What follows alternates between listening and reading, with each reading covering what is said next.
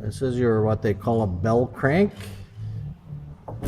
See how loose it is? It's making that noise when you're driving. And if I back up, do it again, you can see your whole, you can kind of see the rear end move back and forth. And then if you look at that drip there,